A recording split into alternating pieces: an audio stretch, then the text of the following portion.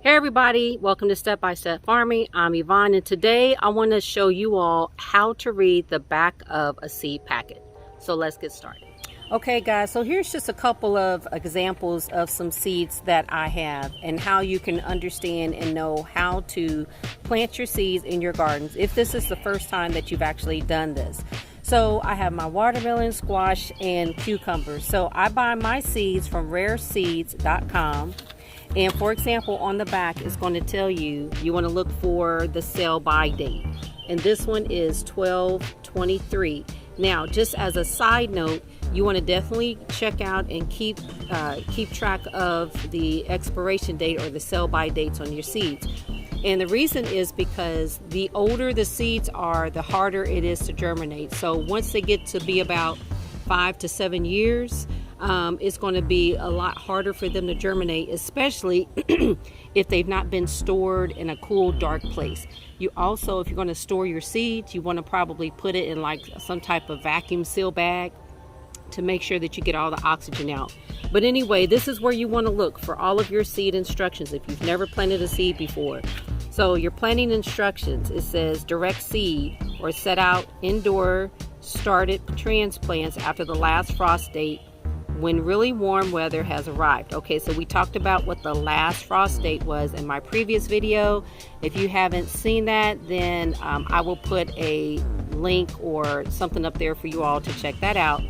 But direct seed basically means that you sow or you put the seed directly into the ground. Okay, a transplant is basically a plant that has been pre-started for you, normally by a nursery, or maybe you grew these seeds indoors and then they've grown and you're ready to put them, the actual plant, into the ground. Okay, so this is going to tell you whether it is going to be a direct seed, whether or not you are able to put your seed directly in the ground, or sometimes it may say transplant. It just depends. Now if you look on the edge, you're going to see here, it's going to say sprouts in, ideal temperature, the seed depth, the plant spacing, frost hardy, and also minimum full sun. So real quick, this is talking about that my watermelon seeds should sprout or germinate. It should be popping up out of the ground within 5 to 10 days. I should be seeing something. You want to make sure that you're not planting your watermelons when it's too cold. These ants. Make sure that it's not too cold, so it ideals between 70 to 95 degrees. You want to plant your seeds with a 1/2 inch to 1 inch depth. So if you don't have, I'm not saying that you have to get like a ruler or measuring tape. Let's just use the measurements that the Most High gave us, which is our finger. Okay, so if you were to bend your finger, we have digits. So we have this, this, and this. So if you were to take this digit right here from the tip of my fingernail to where this digit is, that is about 1 inch. Okay, so if you were to put your finger into the ground from here to here, that's a whole inch. Okay, of course, obviously a 1/2 inch would be half of that. So you want to plant your seed no deeper than this digit right here. All right, also you want to plant your space 3 feet apart. That's because watermelon seeds are viney and they vine on the ground, and you want to make sure you have plenty of room and you don't overcrowd your space. Obviously they don't do well in the frost. And also right here is a big one. You want to make sure that you get between 8 to 12 hours of full sun. So if you're going to plant watermelons, you're going to make sure that you put these in an area where you're going to have at least 8 hours of direct sunlight. Okay, real quick, let me show you one more or a couple more. Okay, these are my zucchinis, Black Beauty zucchinis, same thing. The depth on here is going to tell you same thing, 5 to 10 days is the ideal temperature, 70-90 degrees. So basically this is exactly the same as a watermelon, except your planting space is going to be 12 to 24 inches apart. All right, so you want to make sure you leave a lot of room for that, because zucchini plants, when they bloom, they're very wide. So you want to make sure that they're not shading or being too close and fighting for position. with the other ones. And then here's another one, my cucumber. This, I like these. I'm gonna try these. I've never tried these before, but I normally get like the English cucumbers from the grocery store, and these look a little bit like that. So you'll find at rareseeds.com that they have all kind of seeds that a lot of us have never heard of. They're heirloom seeds. They're seeds that's found in different parts of the world. So you're going to have a lot of different things. Okay, so let's look at this one. This one too, it says right here, needs abundant soil moisture and rich soil.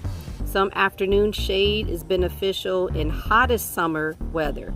Trussels growing save space. Harvest frequently to maintain production. Okay, so this is saying that you need to have moist soil, okay, moist and rich soil. Make sure that it's not dry. You have to make sure you give it some water, because cucumbers are actually a very water retention vegetable. All right, it also says some afternoon shade is beneficial in the hottest summer. So let's look at this. Okay, this says that it will sprout, or it'll germinate, it'll pop up within 7 to 14 days. So within a week to 2 weeks, you should see something. The temperature is still a hot weather temperature. Okay, right here, you want to plant your seed depth a 1/2 inch into the ground. Remember what I said, use your finger.